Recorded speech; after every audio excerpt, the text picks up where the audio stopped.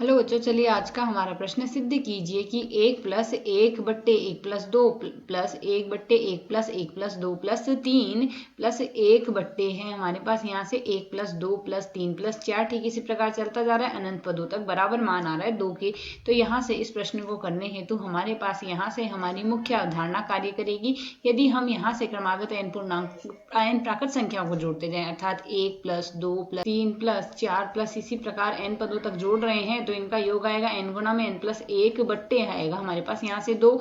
तो यदि हम प्रश्न के अनुसार देखें, यह हमें श्रेणी दी गई, इसका बायां पक्ष यदि हम ले लें LHS बराबर दिया गया 1+1/1+2 +1/1+2+3 है, प्लस अगला पद है 1/1+2+3+4 के रूप में है, प्लस इसी प्रकार आगे तक चलती जा रही है। तो यदि हम यहाँ से देखें इसका जो nवां पद आ रहा है TN, इसका nवां पद बराबर हमारे पास क्या लिखा जाएगा 1/, प्रथम पद में केवल 1 आया है, द्वितीय पद में 1 और 2 दोनों आ गए हैं, तृतीय पद में 1+2+3 के रूप में आया, इसी प्रकार nवें पद में आएगा 1+2+3 n पदों तक आएगा हमारे पास यहाँ से। तो यदि अब हम इसका प्रसार करें तो हमारे पास मान क्या आ जाएगा, 1 से लेकर जब n पदों को जोड़ा जाएगा तो मान हमारे पास इसके अनुसार आएगा n गुणा में n+1/2 आ जाएगा।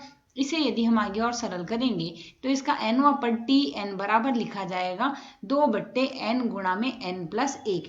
तो यदि अब इसी अनुसार हम सरल करें तो हमें जो पहला पद है वह क्या दिया गया है, पहला पद के अनुसार यदि हम देखेंगे तो यहाँ से इस TN को यदि और सरल कर ले तो इसको हम क्या लिख सकते हैं, यहाँ से 2 तो हम बाहर ले लेते हैं, यह दिया गया बाकी 1/n गुणा n+1। तो यदि हम इसे सरल करें, हम यहाँ से अंश को 1 बनाना है अर्थात इसमें n जोड़ देते हैं व n घटा देते हैं, यह पद लिख सकते हैं, और बट्टे में आ रहा है n गुणा में n+1। तो यदि हम इस TN को ही केवल पहले सरल कर लें तो TN हमारे पास क्या लिखा जा सकता है 2 गुणा में यह n+1 में यदि हम पहले तो भाग दे देते हैं n गुणा n+1 का, ठीक इसी प्रकार जो -n है उसमें हम भाग दे देते हैं n गुणा n+1 का। तो यदि अब हम इसे आगे सरल करें तो TN बराबर आ जाएगा 2 गुणा में 1/n माइनस में आएगा 1/n+1, यह लिखा जा सकता है। तो इसी अनुसार यदि हम देखें जो हमें श्रेणी दी गई अनंत पदों तक के योग की, जो कि बराबर हमें किस हिसाब से अनुसार दी गई है, प्रथम पद T1 है, द्वितीय पद T2 है, तृतीय पद T3 है, ठीक इसी प्रकार यह हमारे पास अनंत पदों तक चला जा रहा है। जहां जो TN आ रहा है उसके लिए n का मान अनंत की ओर अग्रसर है, अनंत पद तक है। तो यदि हम इसमें मान प्रतिस्थापित करेंगे तो T1 हमारे पास क्या बनेगा, n के स्थान पर हम 1 रख देते हैं अर्थात मान आएगा 2 गुणा n के स्थान पर 1 रखेंगे तो 1 - 1/2 बन गया। ठीक इसी प्रकार दूसरा पद आएगा 2 गुणा 1/2 प्लस -1/3। ठीक इसी प्रकार तीसरा पद आएगा 2 गुणा में 1/3 -1/4। ठीक इसी प्रकार यही प्रक्रिया चलती जा रही है। तो यदि अब हम यहाँ से देखेंगे सभी पदों में 2 उभयनिष्ठ आ रहा है तो 2 हम यहाँ से उभयनिष्ठ लिख देते हैं, बाकी बचे हुए पद आएंगे 1 - 1/2 प्लस 1/2 - 1/3 प्लस 1/3 माइनस 1/4। ठीक इसी प्रकार यही प्रक्रिया चल रही है और जो अंतिम पद बन रहा है हमारे पास उससे पहला पद बनेगा 1/n - 1 माइनस 1/n और उसके अगला पद आ रहा है 1/n - 1/n प्लस 1, यही प्रक्रिया यहाँ पर चल रही है।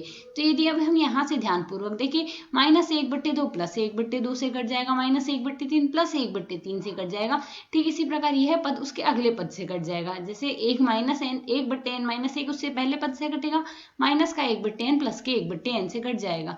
तो यहाँ से यदि हम इसके n पदों का योग देखें, यह हमारे पास क्या लिखा जा रहा है, सम्मिश्र TN के रूप में लिखा जा रहा है। तो सम्मिश्र TN बराबर हमारे पास यहाँ से बराबर आ रहा है 2 गुणा में 1 - 1/n+1 बच रहा है हमारे पास, पर प्रश्न के अनुसार हमें अनंत पदों का योग देखना है।